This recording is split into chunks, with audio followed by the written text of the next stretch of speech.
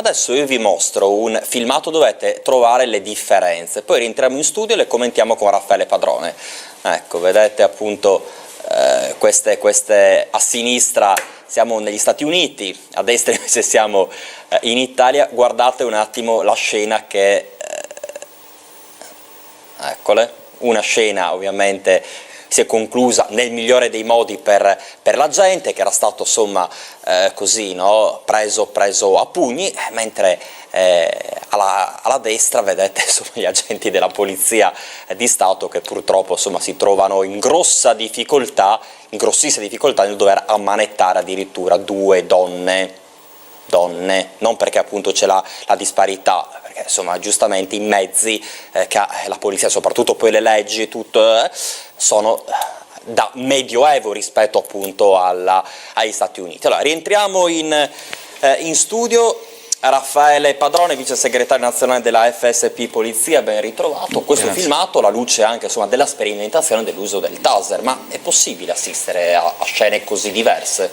Purtroppo siamo stati abituati a questa tipologia di immagini che avete visto e quindi a questa tipologia di interventi, cioè dove il collega, il poliziotto, il carabiniere, l'uomo delle forze dell'ordine ha il terrore, perché vedete dalle immagini sono due persone contro una ragazza sudamericana, e poi è stato girato a Città di Castello, questo addirittura si è spogliato e dice provate a toccarmi, guardate che scene da Far West, cioè in due colleghi che non riescono, non possono reagire con la loro forza, una persona immobile a terra, vedete, guardate la ragazza che attacca anche la polizia perché e soprattutto avete visto quanto tempo è passato, lei l'ha messo da linea, quanto tempo è passato affinché un'altra autovettura possa essere arrivata in aiuto e si peggiora solo la situazione, perché adesso sono 4 i poliziotti che cercano di tenere fermo un parassita del mondo, perché io così lo chiamo, pazzo, schizofrenico, perché i colleghi non hanno la possibilità di reagire. Guardate a sinistra, se si può tornare indietro, guardate a sinistra, una donna poliziotto americana entra dove c'è questo individuo che ha creato problemi, gli dice di fermarsi, ma ovviamente questo non si ferma e gli dà un pugno alla poliziotta, nonostante ciò reagisce. Guardate la poliziotta, un colpo di taser e l'individuo 2 metri è di quello che... Cos'è il taser? Ecco, il taser è quella pistola, noi ne avevamo parlato, se i nostri telespettatori si ricordano, già a marzo, di quella sperimentazione di una pistola che manda degli aghi elettrici, praticamente si spara da 3 a 7 metri, questa è l'efficacia di ottenere il miglior risultato, per immobilizzare senza creare problemi.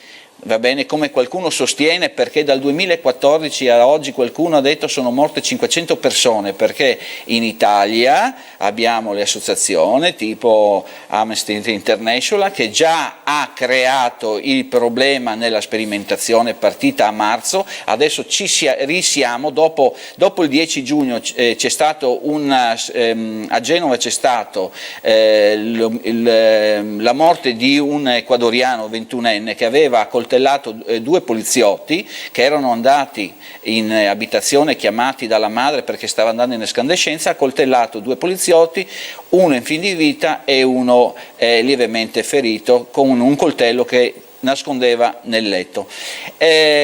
Quindi i colleghi possono sparare, vedete, è praticamente una pistola che spara degli aghi elettrici che hanno una conduzione elettrica, insomma, che non fa morire nessuno, purché questa persona non abbia un pacemaker, potrebbe creare. Allora, se in Italia dobbiamo chiedere al delinquente scusa, tu hai un pacemaker, perché dovrei fermarti, perché siccome non ti fermi, perché noi siamo della polizia, ti diciamo di fermarti, tu non ti fermi, allora se c'è un pacemaker per favore dicelo, se no non possiamo utilizzare questa pistola. Guardate, la poliziotta non ha nessun problema, perché questo qua, che è grande e grosso, tenta ancora di muoversi, altri colpi di taser, fino a che decide da solo, guardate, si è praticamente c'aveva un paio di manette, piuttosto di ricevere ancora scariche si metteva lì.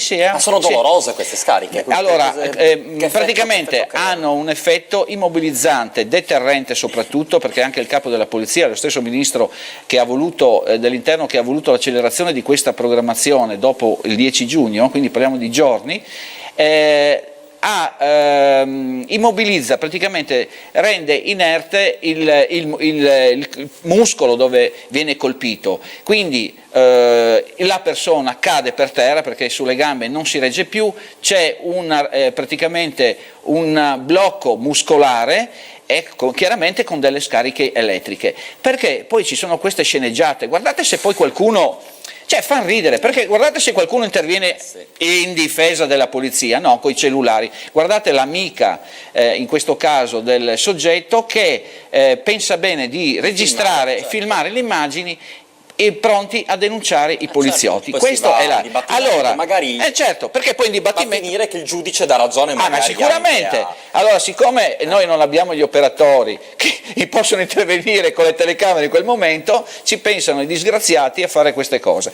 Il problema, ripeto, è immobilizzare questa persona, non si fa male lui, ma si blocca e si arresta, si congela la situazione, questo è il termine, si congela la situazione, viene preso, viene accompagnato in ufficio o presso qualche pronto soccorso se questa persona è, però la situazione è tranquillizzata, evitiamo di andare a rispondere davanti a un giudice in aula di tribunale e lui che siccome non vengono utilizzati colpi letali, rischia anche di non morire, come è successo a Genova, perché il collega ha risposto a questo che stava accoltellando 2 colpi, uno purtroppo ha ucciso questa...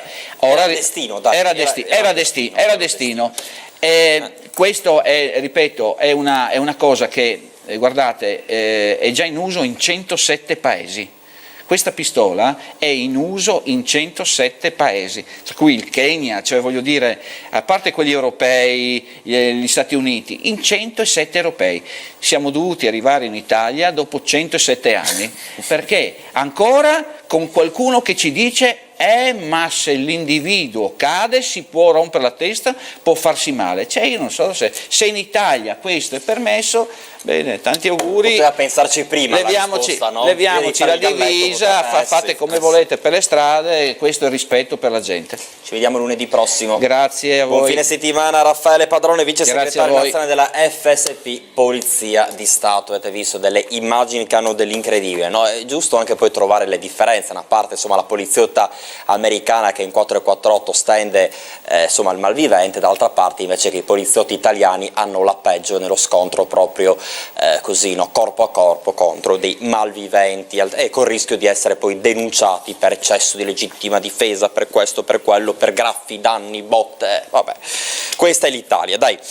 Furto ai danni di un'anziana Sacile, si offre di portare la borsa della spesa a casa, in pochi istanti riesce a sfilarle il braccialetto in oro giallo.